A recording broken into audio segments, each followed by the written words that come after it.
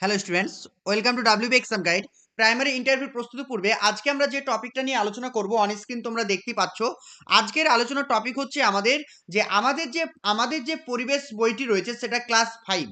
আমাদের পরিবেশের ক্লাস 5 থেকে আমাদের ইন্টারভিউর জন্য কি কি টপিকটা বা কি কি প্রশ্ন করতে পারে এই বিষয়ে আমরা আজকে আলোচনা করব।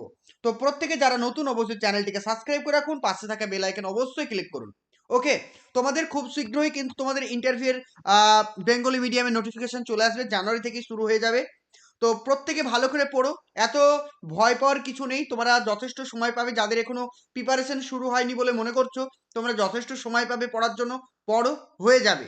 ঠিক আছে, প্রত্যেকে নোটসপত্রগুলো যারা নিয়েছো পড়ো, এবং একটা দুটো করে মক ইন্টারভিউ প্রত্যেকে প্র্যাকটিস করে অবশ্যই যাবে। ওকে, চলো দেখো, প্রত্যেকে দেখো, আমি যেটা পড়াবো সেটা একটু ভালো করে দেখো। এগুলো থেকে কিন্তু খুব ইম্পর্টেন্ট তথ্য তোমরা পাবে ইন্টারভিউর জন্য। কি বলছি দেখো, আমাদের পরিবেশ বইটি কোন ক্লাস থেকে কোন ক্লাস পর্যন্ত দেওয়া হয়? তা আমরা প্রত্যেকেই জানি যে আমাদের পরিবেশের বইটি আমাদের তৃতীয় শ্রেণী, মানে তৃতীয় শ্রেণী থেকে কি হচ্ছে পঞ্চম শ্রেণী পর্যন্ত দেওয়া হয়। পরিবেশ বিজ্ঞান বইটির নাম আমাদের পরিবেশ কেন রাখা হয়েছে? ইন্টারভিউ করার প্রশ্ন, যে এই পরিবেশ বিজ্ঞানের বইটির নাম কেন আমাদের পরিবেশ রাখা হয়েছে। বলছে পরিবেশ বিজ্ঞান বইটির নাম আমাদের পরিবেশ রাখা হয়েছে কারণ এই বইটি আমাদের চারপাশের প্রকৃতি, মানুষ, সমাজ, উদ্ভিদ, প্রাণী এবং তাদের সঙ্গে আমাদের দৈনন্দিন জীবনের সম্পর্কে ধারণ দেয়। অর্থাৎ কি বলতে চাইছে, যে পরিবেশ বিজ্ঞান বইটির নাম আমাদের পরিবেশ রাখা হয়েছে তার কারণ এই বইটি আমাদের চারপাশের প্রকৃতি, মানুষ, সমাজ, উদ্ভিদ, প্রাণী এবং তাদের সঙ্গে যে আমাদের কি সম্পর্ক এই বিষয়ে ধারণা দেওয়া হয়েছে। আমরা যে পরিবেশে বাস করি এবং যেটি আমাদের জীবনকে প্রভাবিত করে সেই পরিবেশের কথাই এই বইয়ের মধ্যে আলোচনা করা হয়েছে। তাই এই বইটির নাম আমাদের পরিবেশ রাখা হয়েছে। চলো নেক্সট দেখো, আমাদের পরিবেশ বইটি কিসের উপর ভিত্তি করে লেখা হয়েছে?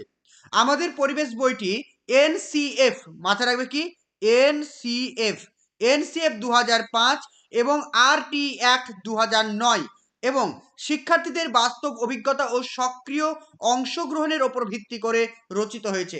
খুবই ইম্পর্টেন্ট পয়েন্ট এটা তোমাদের ইন্টারভিউর জন্য, যে আমাদের পরিবেশ বইটি কিসের উপর ভিত্তি করে রচিত হয়েছে। আমাদের পরিবেশ বইটি কয়েকটি জিনিসের উপর ভিত্তি করে। প্রথমত হচ্ছে কি, এনসিএফ 2005, আরটিই অ্যাক্ট 2009 এবং শিক্ষার্থীদের বাস্তব অভিজ্ঞতা এবং সক্রিয় অংশগ্রহণের উপর ভিত্তি করে রচিত হয়েছে। আমাদের পরিবেশ বইটি কোন কোন বিষয়কে সমন্বিত করে লেখা হয়েছে? বলছে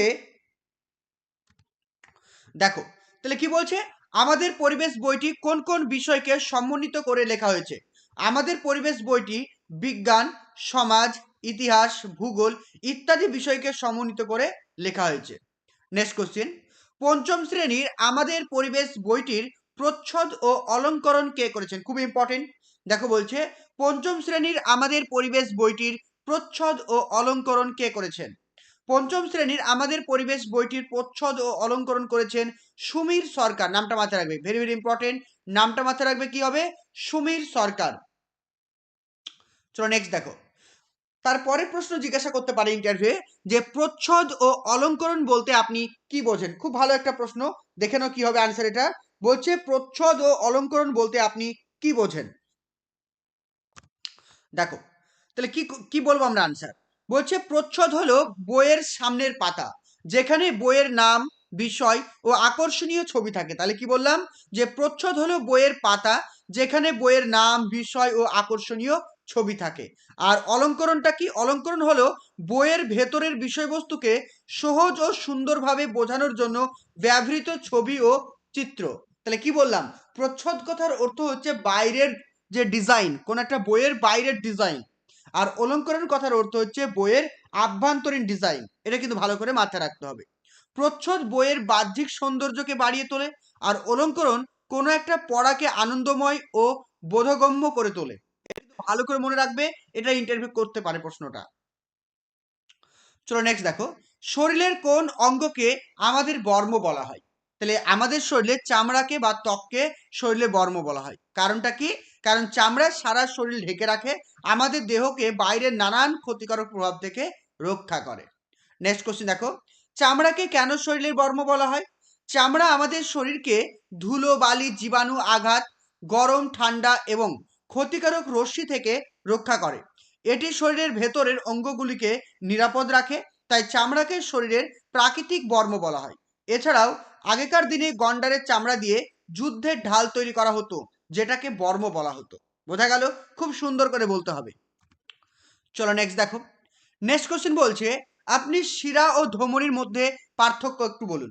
তাহলে শিরা এবং ধমনির মধ্যে পার্থক্য কি হবে? বলছে ধমনী ও শিরা দুটি কিন্তু রক্তবাহী নালী।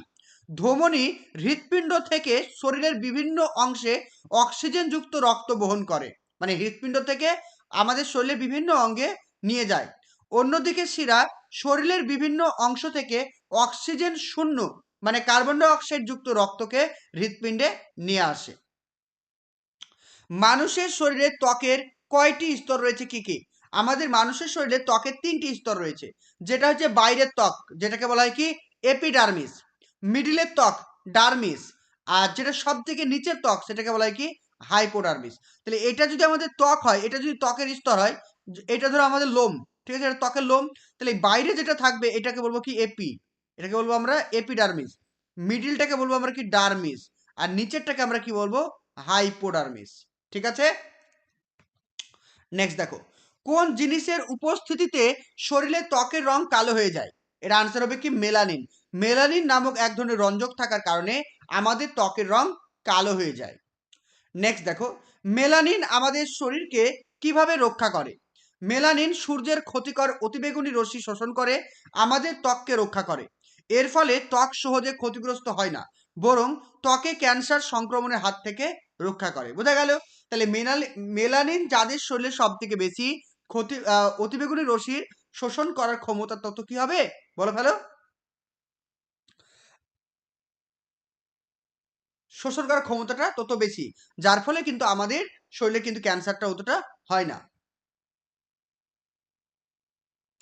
নেক্সট দেখো, বয়স বাড়লে মানুষের চুলের রং সাদা কেন হয়ে যায়? খুব ইম্পর্টেন্ট। বয়স বাড়লে মানুষের চুলের রং সাদা কেন হয়ে যায়? দেখে লো কি হবে অ্যান্সার। বলছে বয়স বাড়ার সঙ্গে সঙ্গে চুলের গোড়ায় মেলানিন উৎপাদন ধীরে ধীরে কমে যায়, ফলে চুলে আর রং তৈরি হয় না এবং চুল সাদা বা ধূসর হয়ে যায়। বুঝতে পেরেছো? তাহলে বয়স যখন আমাদের বাড়তে শুরু করে তখন কি হবে, আমাদের শরীরে মেলানিনের পরিমাণটা কমে যাবে, যার কারণে চুল আর কালো হয় না, ধীরে ধীরে সাদা হয়ে যায়। ইন্টারভিউর জন্য প্রস্তুতি নিতে চাইছো, আমাদের ডাব্লিউবি এক্সাম গাইডের সমস্ত নোটসপত্র রেডি রয়েছে। তো তোমরা চাইলে সেগুলোকে পারচেস করে সামান্য অর্থের বিনিময়ে সেগুলো তোমরা কিনে পড়তে পারবে। এখানে প্রত্যেকটা ফোল্ডার দেওয়া আছে, দেখতে পাচ্ছ আদার্স, ইংরেজি, গণিত, শ্রেণী বই, ভূগোল, বাংলা, ডিএলএড বই, সহজ পাঠ, প্রিভিয়াস ইয়ার কোশ্চিন এবং সমস্ত জেলা এবং প্রত্যেকটা টপিক, অর্থাৎ যার যে সাবজেক্টে অনার্স, এখানে দেখতে পাচ্ছ অনার্স বলে একটা পিডিএফ দেওয়া আছে, দেখতে পাবে তোমরা এখানে। এখানে রয়েছে অ্যাকচুয়ালি, দেখো অনার্স সাবজেক্ট, এই অনার্স সাবজেক্ট মানে এখানে যার যে সাবজেক্টে অনার্স সমস্ত কিছু পিডিএফ কিন্তু দেওয়া আছে। তো তোমরা যদি আমাদের পিডিএফগুলো পারচেস করতে চাও অবশ্যই আমাকে এসএমএস করবে। এখানে প্রিভিয়াস ইয়ার কোশ্চেন যদি ক্লিক করো, জাস্ট ক্লিক করার সঙ্গে সঙ্গে এখানে দেখবে প্রচুর পিডিএফ তোমাদের ওপেন হয়ে যাবে। তারপরে যদি চলে আসো এখানে বাংলাতে যদি ওপেন করো, যাদের বাংলাতে অনার্স তাদের এখানে বাংলা সাহিত্যের ইতিহাস রয়েছে, গ্রামার রয়েছে। তাছাড়া যদি চলে আসি আমরা ইংরেজিতে যাদের অনার্স তারা যদি এখানে ক্লিক করো, এখানে প্রত্যেকটা ইংরেজি সাহিত্য, মানে ইংরেজি সাহিত্য থেকে কী কী প্রশ্ন আসবে সব কিছু দেওয়া আছে। এছাড়াও যদি আমরা শ্রেণী বইয়ে ক্লিক করি, অর্থাৎ এখানে দেখতে পাবো আমাদের শ্রেণীতে যে সমস্ত বইগুলো রয়েছে সেই বইগুলোর ভেতর থেকে কী কী প্রশ্ন করবে সব কিছু সুন্দর করে রাখা আছে। আবার যদি আদার্সে ক্লিক করি, এখানে আমাদের যে ফোল্ডারটা ওপেন হবে, জাতীয় সঙ্গীত, জাতীয় গান, জাতীয় পতাকা, এনসিইআরটি, সমস্ত কিছু, West Bengal board of primary education, model school, মানে এ থেকে জেড পর্যন্ত ইন্টারভিউর জন্য যা যা দরকার, ন্যাশনাল এডুকেশন পলিসি, সব কিছু তোমাদের কভার করা আছে, প্রত্যেকটা জিনিস। গণিত, অঙ্ক থেকে যাদের যে সাবজেক্ট অনার্স আছে, এছাড়াও গণিত থেকে যে যে প্রশ্নগুলো করবে সব কিছু দেওয়া আছে। তো তোমরা ভূগোল বা পরিবেশ থেকে যা যা পড়তে হবে সব কিছু এখানে দেওয়া আছে, তোমরা ইজিলি কিন্তু সমস্ত কিছু পড়তে পারবে। ঠিক আছে, যেগুলো কিন্তু ইন্টারভিউর জন্য তোমাদের খুবই গুরুত্বপূর্ণ। স্ক্রিনে দেওয়া নাম্বারে কন্ট্যাক্ট করো, পিডিএফগুলোকে কিনে নাও, ভালো করে মন দিয়ে পড়াশোনা করো। চলো নেক্সট দেখো। বলছে গন্ডারের মাথায় যে খড়গ দেখা যায় আসলে সেটা কি? জিজ্ঞাসা যদি করে তাহলে কি হবে? বলছে গন্ডারের মাথায় খড়গটি হাড় দিয়ে তৈরি নয়। গন্ডারের মাথায় যে আমরা খড়গ দেখতে পাই সেটা কিন্তু হাড়ের তৈরি নয়। এটি একটি কেরাটিন প্রোটিন নামক পদার্থ, যেটি দিয়ে চুল ও নখ মতো শক্ত পদার্থ। মানে কি হচ্ছে, এই গন্ডারের মাথায় যে খড়গটা দেখতে পাওয়া যায় সেটা এক ধরনের চুল, যেটা কেরাটিন প্রোটিন দ্বারা তৈরি। সূর্যের তাপ থেকে আমরা কোন ভিটামিন পাই? সূর্যের তাপ থেকে আমরা ভিটামিন ডি পেয়ে থাকি, এটা মাথায় রাখবে। নেক্সট দেখো, কোন প্রাণীর লোম কাটার মতো শক্ত? কি হবে? সজারু। সজারুর লোম কাটার মতো শক্ত। আপনার ক্লাসের একজন বাচ্চার রক্ত স্বল্পতা হয়েছে, আপনি কি দেখে বুঝবেন? মানে কোনো একটা বাচ্চা ধরো অ্যানিমিয়া রোগ হয়েছে, আপনি সেটা কি দেখে বুঝবেন? বলছে অ্যানিমিয়া বা রক্ত স্বল্পতা হলে বাচ্চার মুখ ও ঠোঁট ফ্যাকসে হয়ে যাবে, নখের মাঝখানটা চামচের মতো হয়ে যাবে, সে সহজে ক্লান্ত হয়ে পড়বে এবং দুর্বলতা অনুভব করবে। এই সমস্ত লক্ষণ দেখে আমি তার রক্ত স্বল্পতা হয়েছে সেটা বুঝতে পারবো। নেক্সট দেখো, আপনার ক্লাসের বাচ্চার যদি রক্ত স্বল্পতা হয়, আপনি তাকে কি কি উপদেশ দিবেন? আমি তাকে আয়রন সমৃদ্ধ খাবার যেমন শাকসবজি, ডাল, গুড় খেতে বলবো। পাশাপাশি নিয়মিত পুষ্টিকর খাবার খাওয়ার ও প্রয়োজনে অভিভাবককে জানিয়ে ডাক্তারের পরামর্শ নেওয়ার উপদেশ দেব। ঠিক আছে? শুধু খাওয়া দাওয়া করলে হবে না, অবশ্যই ডাক্তারের পরামর্শ নিতে হবে। সেই দিকটাও আমি ভালো করে নজর রাখবো। ঠিক আছে? চলো নেক্সট দেখো। নেক্সট বলছে কয়েকটি শিকারী পাখির নাম বলুন। কয়েকটি শিকারী পাখির নাম হচ্ছে ঈগল, বাজ পাখি, শকুন, পেঁচা, এগুলো সবই কিন্তু শিকারী পাখি। মেরুদণ্ডযুক্ত প্রাণীকে কি বলা হয়? মেরুদণ্ডযুক্ত প্রাণীকে কি বলা হয়? মেরুদণ্ডী প্রাণী বলা হয়। যেমন হচ্ছে মানুষ, গরু, ছাগল। আর মেরুদণ্ডহীন প্রাণী কোনগুলো? যাদের কোনো মেরুদণ্ড নেই তাদেরকে কি বলা হয়? মেরুদণ্ডহীন প্রাণী। যেমন হতে পারে কেঁচো, হতে পারে কি কেঁচো, তারপর হতে পারে কি জোক। ঠিক আছে? কেঁচো, জোক এগুলো। কেন্ন।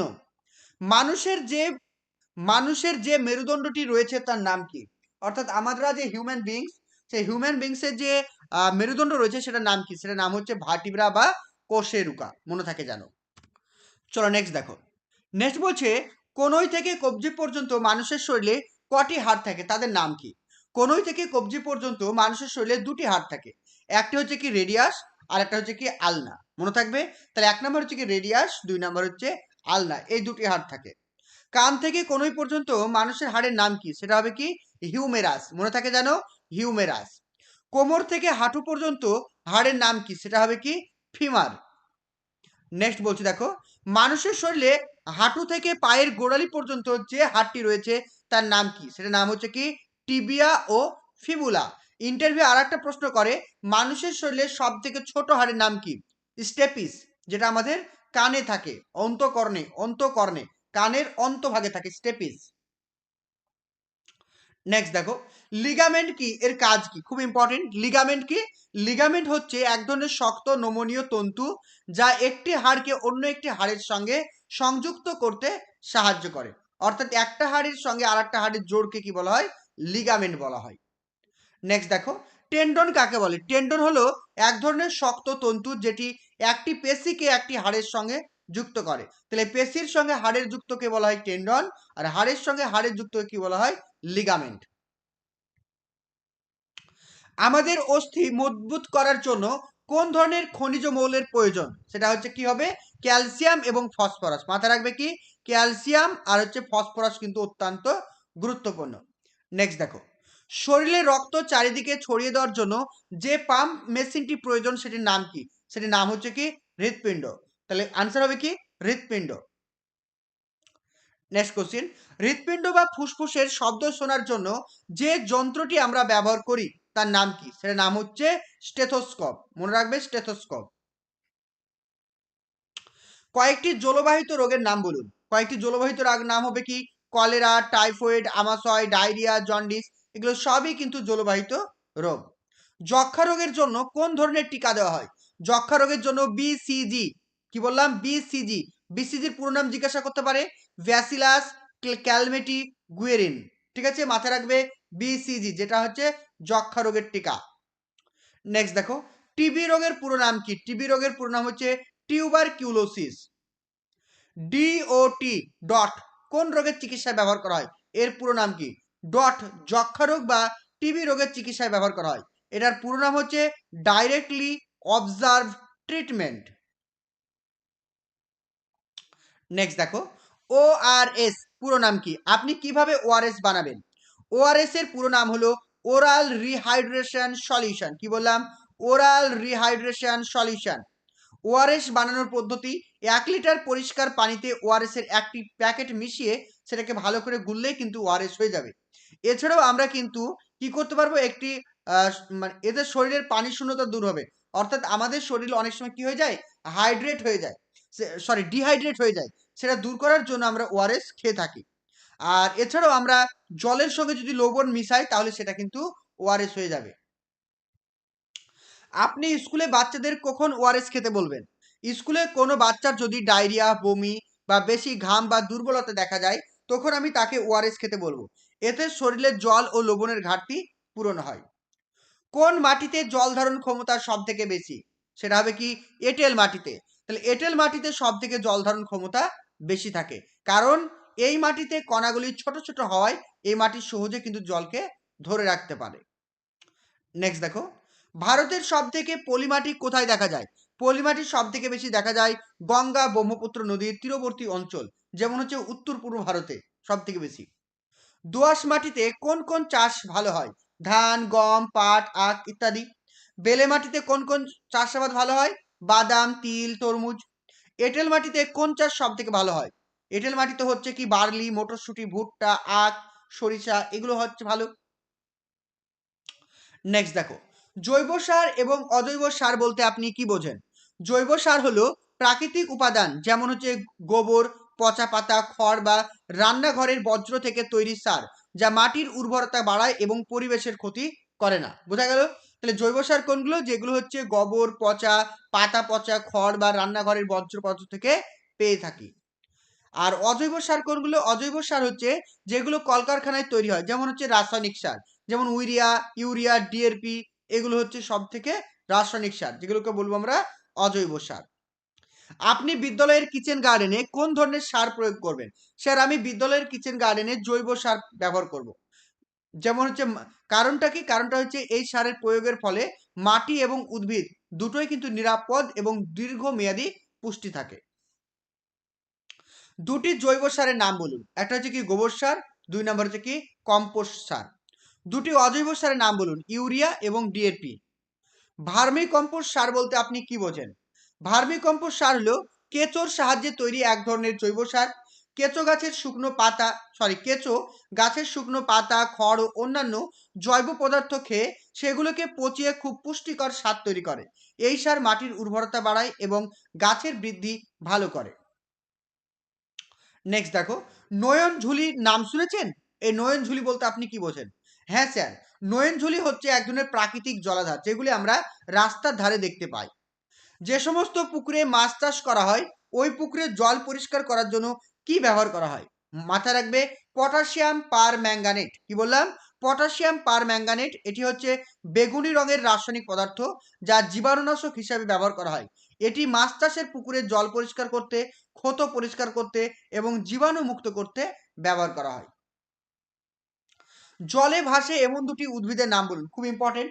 জলে ভাসে এমন দুটি উদ্ভিদের নাম বলুন। কি হবে? একটা কচুরিপানা আর একটা হচ্ছে কি জলাকাঠ, যেটাকে বলা হয় ইংরেজিতে ওয়াটার লিটুস। চলো নেক্সট দেখো। নেক্সট বলছে, ভালো করে দেখবো। বলছে পশ্চিমবঙ্গের ম্যানগ্রোভ উদ্ভিদ কোথায় দেখা যায়? খুব ভালো একটা প্রশ্ন। পশ্চিমবঙ্গের ম্যানগ্রোভ উদ্ভিদ কোথায় দেখা যায়? পশ্চিমবঙ্গের ম্যানগ্রোভ উদ্ভিদ সুন্দরবন, বাংলাদেশ, ভারত সীমান্ত সংলগ্ন এলাকায় দেখা যায়।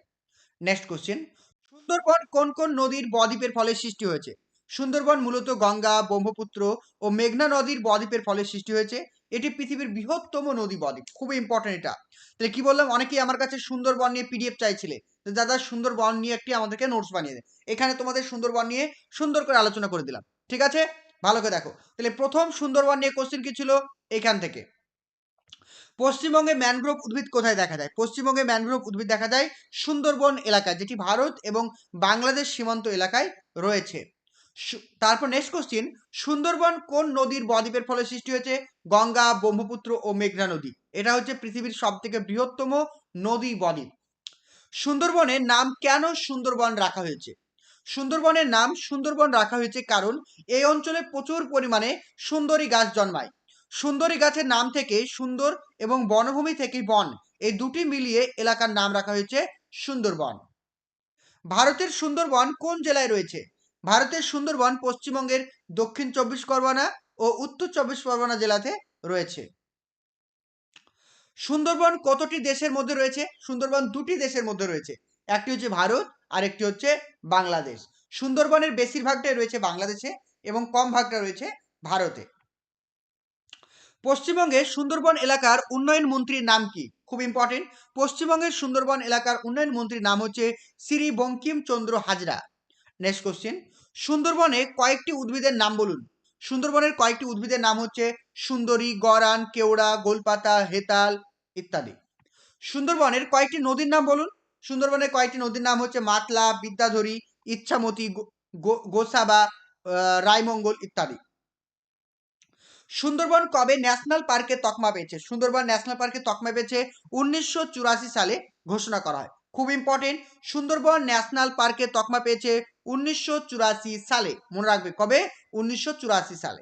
নেক্সট কোশ্চেন, সুন্দরবন কবে বাঘ্র প্রকল্পে তকমা পেয়েছে? সুন্দরবন 1973 সালে, কবে বললাম?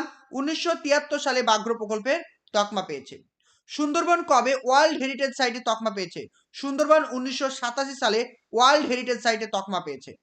সুন্দরবন কবে বন্যপ্রাণী অভয়ারণ্যের তকমা পেয়েছে? 1977 সালে বন্যপ্রাণী অভয়ারণ্যের তকমা পেয়েছে। সুন্দরবন কবে ওয়ার্ল্ড বায়োস্ফিয়ার রিজার্ভের তকমা পেয়েছে? 1989 সালে ইউনেস্কো দ্বারা ওয়ার্ল্ড বায়োস্ফিয়ার রিজার্ভের তকমা পেয়েছে। সুন্দরবন কবে রামসর সাইটে তকমা পেয়েছে? সুন্দরবন 2019 সালে। ভারতের যে সুন্দরবনটি রয়েছে 2019 সালে এবং বাংলাদেশের সুন্দরবনটি 1992 সালে তকমা পেয়েছে। 2019 সালে ভারতেরটা আর বাংলাদেশেরটা 1992 সালে। নেক্সট দেখো, পূর্ব কলকাতার জলাভূমি কোন নদীর তীরে অবস্থিত? পূর্ব কলকাতার জলাভূমি রয়েছে বিদ্যাধরী নদীর তীরে অবস্থিত। পরিযায়ী পাখি বলতে আপনি কি বোঝেন? ঋতু পরিবর্তনের সঙ্গে খাদ্য ও উপযুক্ত আবহাওয়ার সন্ধানে যে পাখিরা এক স্থান বা দেশ থেকে অন্য স্থানে চলে যায় তাদেরকে কি বলা হয়? পরিযায়ী পাখি বলা হয়। কয়েকটি পরিযায়ী পাখির নাম বলুন। কয়েকটি পরিযায়ী পাখির নাম হচ্ছে পিকটেল, হুইসলি, টিল। ঠিক আছে, এগুলো হচ্ছে সব কিন্তু পরিযায়ী পাখির উদাহরণ। আর একটা নাম মনে রাখো, খঞ্জনা। আর একটা নাম কি বললাম? আর একটা পাখির নাম হচ্ছে খঞ্জনা। নেক্সট দেখো, সাঁতরাগাছি ঝিল কোথায় অবস্থিত? সাঁতরাগাছি ঝিল হচ্ছে হাওড়া জেলায় সাঁতরাগাছি রেল স্টেশনের কাছে অবস্থিত।